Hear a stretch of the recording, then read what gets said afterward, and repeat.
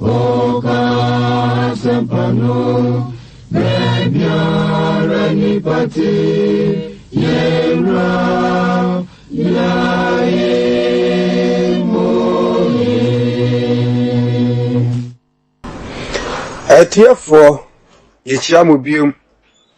our Yesu Christo Dimu, Unyakopon, Emma, Quantentine, now Shria, why Abrabon, Yenema, Yinamu. Na onye Satan efi na dafo no efi ye akwemu na onti ani amaye hu Satan na kwan ane onu Yakobon na kwan esanse Satan no ye na dafo a odi onu nyame asem no asie peso osie esanse fi tete no sanda Satan aye no ama nipa bebre no akọ obrogbo mu. And I only one more ever a hano, Mermag and Dinka, make a 1 year in noom. A year pay Louis Angate Amba Awaha, or no Nabotian and Ka, and a year Kojo Bande Junior, or no so now we take it near many na call Facebook, and a barrack, and so now Oyak and Ka for a Mayan. And I knew Emmanuel Quam, and so our ha, and also a boy or I can cast him. Fianco and ne Additional so. And ne Additional, may say, why and ne Uyamia Semino. Now, ye now we are this year muno. But ye net ya say, as some it's part of God. And I home no so can yame. Na near Baba share. Woman, you are young kind of John chapter 1, verse 1 to 4. In the beginning was the Word. And the Word was with God. And the Word was God. He was in the beginning with God.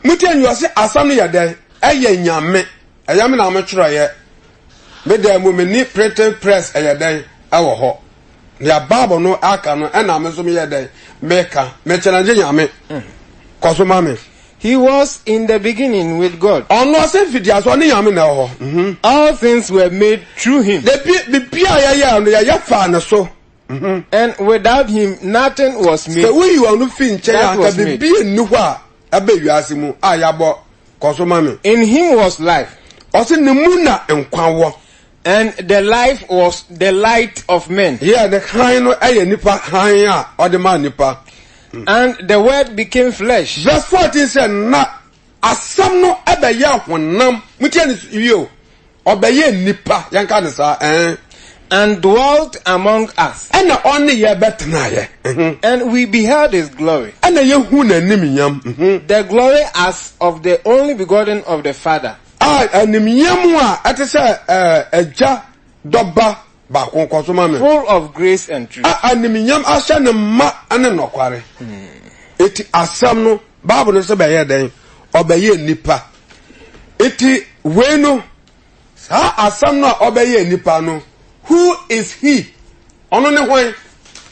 Ba menuan mo. Ya fa Bible nya no. Ya do Quran and ya de be ya no. Menua kan Surah chapter 3 verse 45. Okay. When the angels said, "Wamra abafo de kan say, oh Mary, verily, Allah gives you the glad tidings of the word." And nije asam na Allah ediama the son of Mary from him. Aye Mary ne ba efu ono ho. His name will be the Messiah Jesus. Osisa asam no ni din ye ba friend den Jesus the Messiah. Mutiani you. It we just say if it is asam no ya pa bo so ni asase Genesis chapter 1 asam na oyusu no no and na onyame amana ye de abaye nipa. It was the asam na beto Mary na wodie mu. And I say asam no amede ato wa wodie mu no. Be de ama wo na fi mi ho eba ho no. Ye be fra no de Messiah. Isianka ni di da. Amen. It be say me bi say me nuan mo. Ikramofo say ti we eni Koran mu. It asam no aba be ye nipa no. ubetu me odi ato nipa ho amena ye to we say unhu Yesu a unhu ni so ye nipa but onya dan onya nipa tobo hwa one man mo wo enne no edisefo no ya say bosom otumi dan no ho nipa eba nipa mu no kware a oba nipa mu a unhu ni so ye nipa for otumi no wo kasa osawade oje bibi fi ho papa bi aminyo ko say bosom no ba on na anomansa iti pese mbisa asa bosom no obetumi odo ho ato no ho iti se unhu nyame a obo so ni asase sa memasam no mama na ba ba ye nipa wo se hey nyame abomu nsuo ese asa wo na wo bo no na Roman for and try we to Roman for na ebo nyame masa nyasa sem pa ben there was asem we mu menu ukoda no na kan kwaso mame held in honor nyam in this world and in the hereafter. And it will be one of those who are near God. Nipa oka wana onmo ben onyame patu wadwene mu iti ahade ya ma o se asam no ya fra no de Messiah ne efi wonu onyankopon ho ena ode ya de ede ma Mary mabo fine yanko so yanko Surah chapter 66 verse 12. And Mary, the daughter of Imran, also Mary, ne papa, your friend Imran, who guarded her chastity,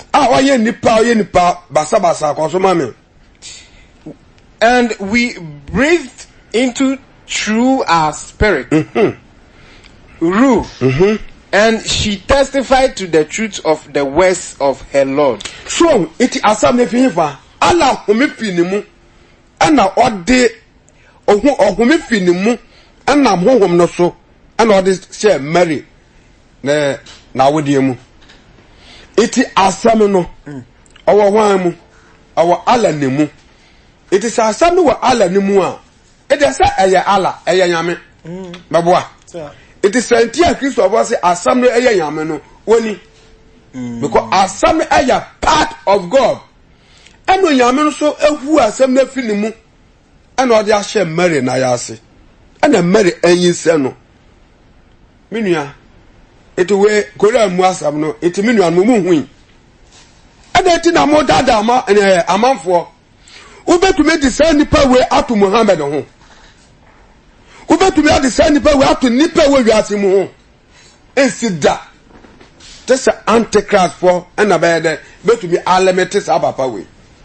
oya huhumu eno nyame amana ba be ye nipa akwantu wa ukora no fa masa yankwa biem Surah chapter 4 verse 171 kan mame Yesu aya miensa we Oh, people of the scripture, a Christopher, do not exceed the limits in your religion. Yeah, nor say of Allah but the truth. Yes, Kosomame. The Messiah Jesus, son of Mary, was a messenger of Allah and his word. And his what? His word. So, it will be perceived Bibisamo. Minuan Mpapa no mo fa modem ho ahye nkramosom no mo no. It is how some ahuru miensa we say we Korea no mo. It Korea no me ati ase sana Yesu no oyo nyame asam. It is so ye nyame asam a osampa a Christopher mind on mwatwa say I is part of God. Nyame omonasam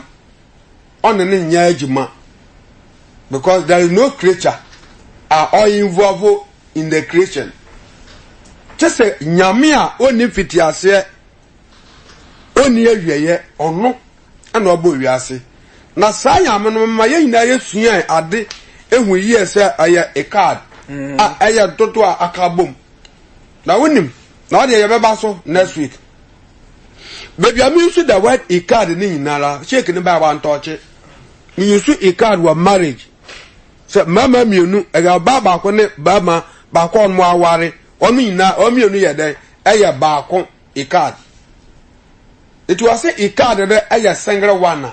Also, I want for mienu no, only mienu, only a single one. also be man kwan no ya awale ni oba no nka ho it is a what is some we ko adwene mu a no hu yes no kwa medru ba bi a na nipa nte ase aye den ewo fom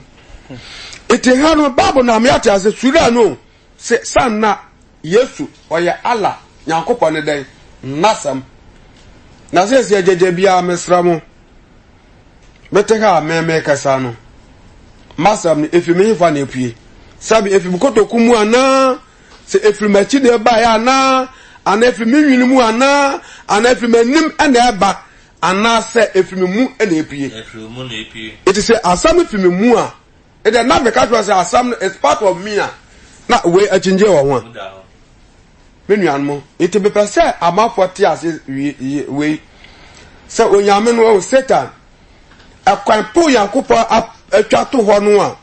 se fa so som na yebenya nkwa no na Satan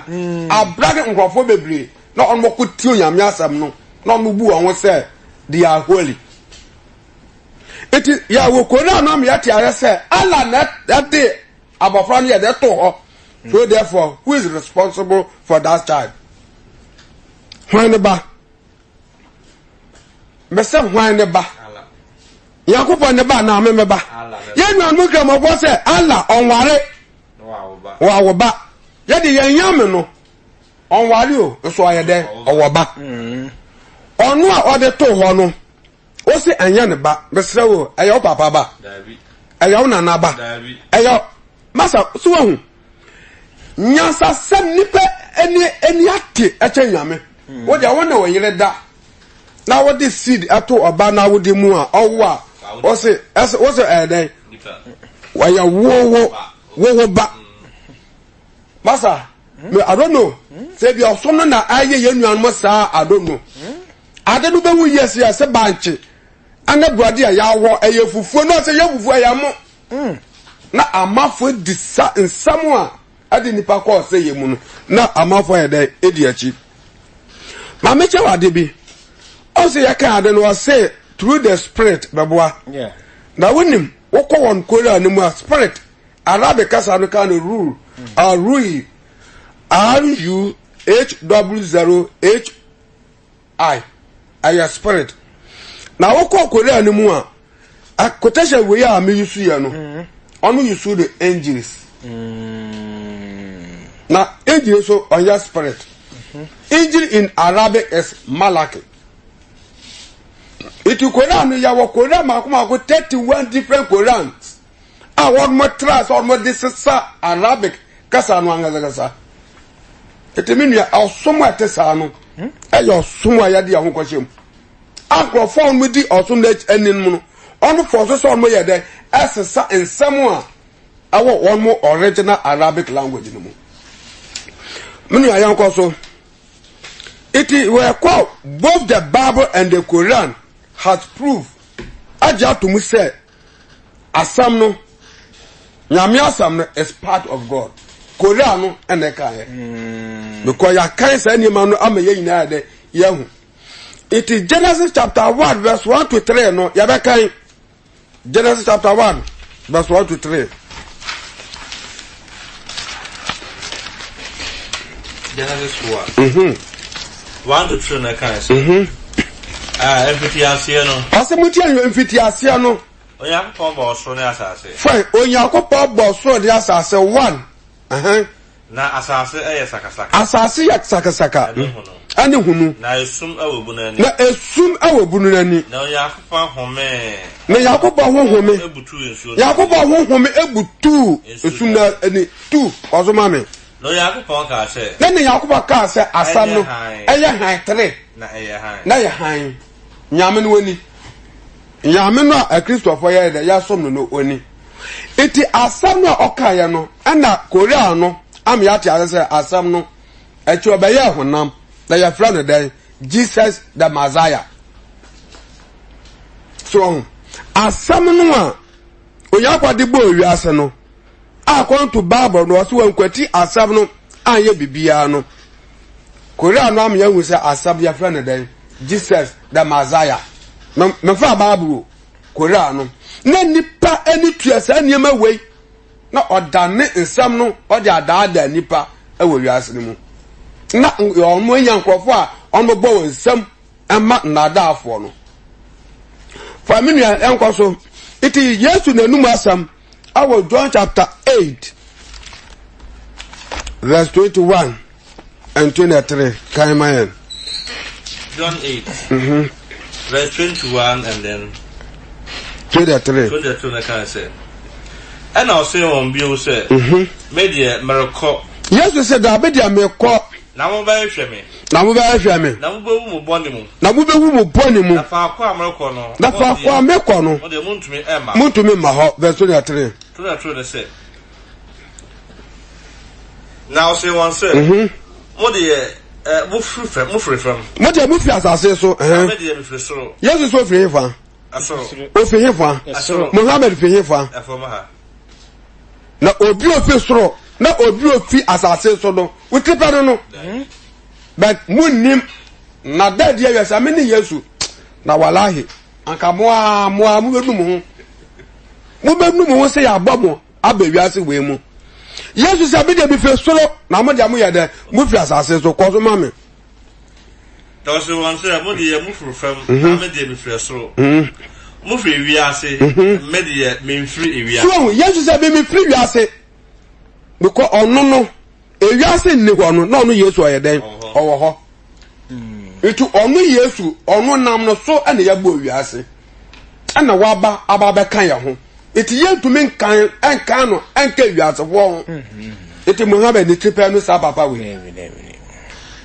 iti Yesu we esa so yo nyame asem to oya kronkron iti sa ukwa Surah chapter 90 verse 19 now also is a holy child, the righteous one. Muhammad is a sinner. And now was a media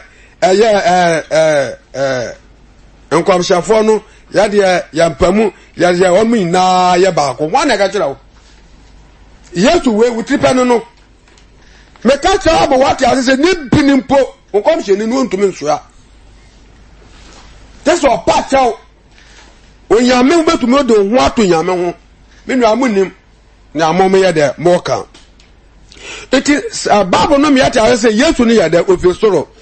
oyo nyame asam a oka onyame ho awo fitiase no a oyo nyame menua aye wonwon be de da bia me ka say nyame me challenge nyame that who is me no wan with said nyame be ka na asam no sa na ya so ye de ye ka no sa na Yesu wo mra Israelfo nam nyinara na odi won machi no ono wa ma physical yanka wo 1 Corinthians chapter 10 verse 4 na ya hwe edin bi a ya de frɛ no awa pam dada no mu kama me 10 verse 4 na wo ina no mo honhom fam ano ne Israelfo ina no mo honhom fam anomde ekro na wo no firi honhom fam obotan a na edi wona chi oso na botan bi the rock bi di wona chi obotan no ane Kristo oso sa botan no na e Kristo ishanka urade de da amen nyame wewe na yen a Kristo fo ye den edi na chi abansam ya bad otese bayi so ye bayi o se bayi fu so bayi bi wo ofia na se ya wa abofra bi na hu se abofra no obesi ni yi a se boye bayi boni a obehu anu ase abofra no na brabo sana sangofo no te Satan ete Satan hu yi se di Yesu achi a ye benya nkwa agenti akofo obi a ye nim so ono no ye komsheni na ye fi Yesu achi ekodi sa nipa no achi ye beba besua ye who is who minu anu ma Kristo bo mo ani na ho iti di ayaka no hwe Zakaria chapter 12 verse 1 Zakaria chapter 12 verse 1 it was Yesu no sana Israel for na bless no ye dey odi wonachi Israel do ye onyame dey asem na no oma huna mu iti minion was challenge na ya challenge Yesu no ya ye won say ya do Yesu ene ya kasa tia no na no hunum Wednesday shake hunum mribo ka se bi say ena aboa oponko bi ena ba ma amfa no ena no na ho na no so wo ye iti say Yesu mele no so say ba ma amfa no na so wo so de oponko abeto Yesu hu munsuo sam Bible de kan say sa nkofo sa no meka bekasa obekasa tia otro kronkron ni no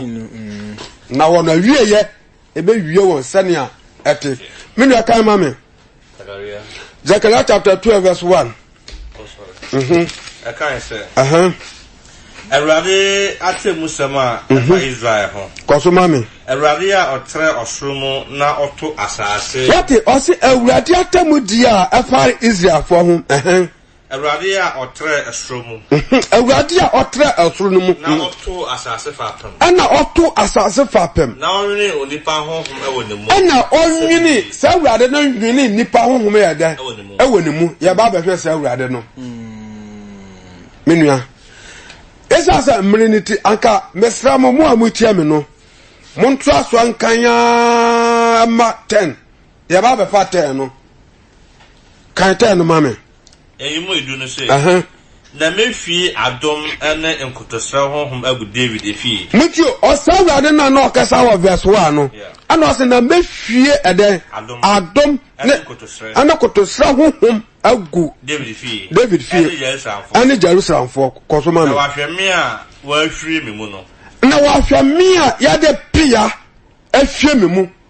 na wahwie it is so yam no okasa wa ha no o se na bo behu me se ya de pia ya de awo mefi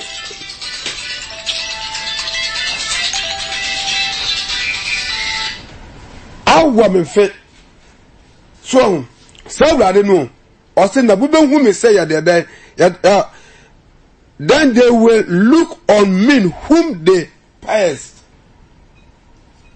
It is Saturday do say obaba ma ye be hu no see ya de pia ya de awo na fi koso ma me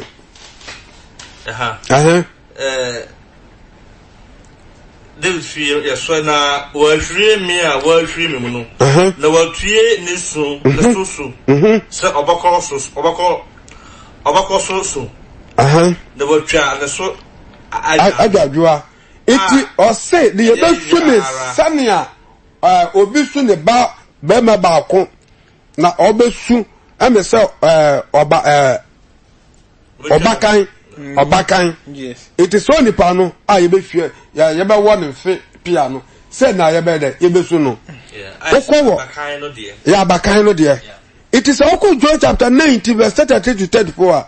why na ye won ne fe pia anya Yesu Kristo it is Yesu no and okasa awo in the name of God okasa so ye de oyanyame oso ono na otra osoro ne mu ono na obo home egu nipa mu esa se ya memu nyina ati ase se ho kokwa ye agima Yesu no aye se Yesu ye agima ho kokwa na aye onu nyina aye agima eyonyame na aye de aye eti so sue biare ni asam no ane honhom ane nyakopo de ntam onu nye miensa na onu ya ahe onu ya baako eti dia Bible no ne Yesu ahu wa Bible no mu no woni na monim asana nipa no ebeba nyame asam ne eba no we pesa me kire wade bi oya na enuan mo se na aye ya som nipa onmo nim onmo se ya de ya som nipa na anya nyame na ya de ya som no menu aka Daniel chapter 7 verse 13 to 14 I saw in the night vision, and behold, yes, one like the Son of Man came with the clouds of heaven. Fine, kosoba me. And came to the Ancient of Days. It is one of the who's also who no na do suemu yichiremu. Ohun se nipa baby aba efiri munuku ne mu aye de aba ne wedding na bebre no nchen esa so obe wiase mu ntia e be fra ne den nipa ba kosoma me say and they brought him near before him and ya de ben ne wedding na bebre no nchen verse 14 then to him was given dominion and glory. Mutiani yo so onipa ba no ya man den tumi ni enimiam ne ahennie and a kingdom that all people, nation and languages should serve him. So nipa howo wo wiase mu nyinara no ono ya dan ansom no it we just say nia oba no ye de tumi na ye den acha ne nsa nia wadi na bebre no ote ho no oba da soma nia oye nipa ba no aye na asem no odi de tumi na ye den acha ne nsa se fa sa tumi we fa ko wiase no mu the ewiase inara ye den ansom wo it is so nipa no ne wana aye Yesu Kristo na winim mamika asem bi kakra bi ewa ha Yesu wahu se ya som no anya ye na ya som no na agya no ana wa hye ya tumi na Yesu no anya se bia oya komsheni nti na ya som no ana oya maza ya do ti no ye be so ye be wi de be pia ho ana se ya sra no nwo ana se oya agyenkwa nti no na Yesu yo hene ohene ya som no it is because Jesus is a king, the king of kings, the king of kings. I have when you know it. I have when you know say that ya som no kosomame 40 kosomame okay. Or say his dominion is an everlasting dominion. Also no tumi no aya da which shall not pass away. And his kingdom is the one which shall not be destroyed. And na hini no answer that. Menua so it is say nipa we no. Ono ye di no agro. Na ma meche wade bi o. Aya na ye shake na ka so na bi o ka so buga no nim say isemfua bi ye den ewo mu. Saboba ka ya last week I say Nkwabshedi Muhammad ebisa ejigabla ase ejigabla ase nam na wahu Yakobon enimida and say me efri baby amewo akọ baby Yakobon wa no light ya de asisi wa he 70 ukaya it be try light ba ko a be she it wonu ohu nyame eda iti bebi anyame wo so abofo pempem e wo tro no obi ehu nyame da o but according to onu an Korea no say na Yesu Kristo awade bebi anyakopon wo oteben we chese odo de watra kan e esem te no owo bebi anyakopon wo ote nyakopon esa enifa so wo Surah chapter 3 verse 45 say na ye kan say o sit near confirm Jesus is near to God. It will no. Or you nipa ye kan wasa basa. It Muhammad or near to God. Onu po wu nu po no pacha se no nkofo no pacha. Se bia nya kopon ba boa no am na ye soro ho akwa. Nipa we na minja Yesu Kristo we achi di. Na nkodi na chiri. Menua. Sa ya mofra no. Aya na se ehu se abofra bi kurade bi a emu yeduru asombo a ubehu se na obese wo daada no na waje saa de kode no na wo de bi atofe tofe na baru o wo de 5 ma yo de je baru no na ete na abofra se so onni ma de a okura nti na no ato ade na ato atwe de waje baru no me wona papa do ado apeja no de ko sana Satan Yesu Kristo no ye kura mu no a ono do oye the access to the Father no sa antichrist for no at the baru tofi at the that the wiase am ye ja na chiri di akwa kodi sa papa no a ono be wu no na osu osaba na fache Yesu Kristo wu ye no osaba na fache ade ne wan saba na fache esa se oyo nyame a onya bane iti wiase yina bane a yaso yina Yesu se yamfa amra na obeso ye no aye de wa me ya home iti Muhammad osobane adosoa iti hwa na be ma na home Yesu Kristo na me so me bane na Yesu na aba ma me home a na o se mi kokodi sa papa we aji wo so adosoa me so me ye de me so adosoa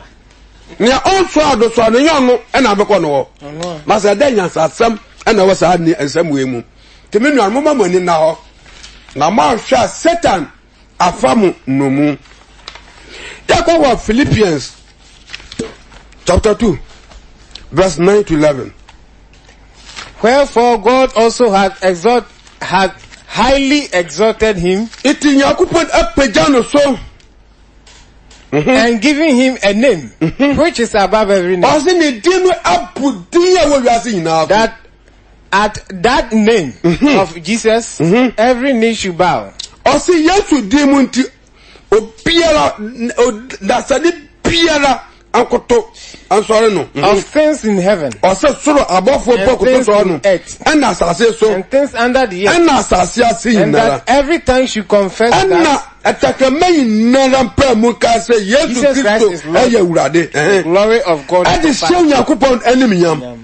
it wokasa no na wo de show Yakupon enemy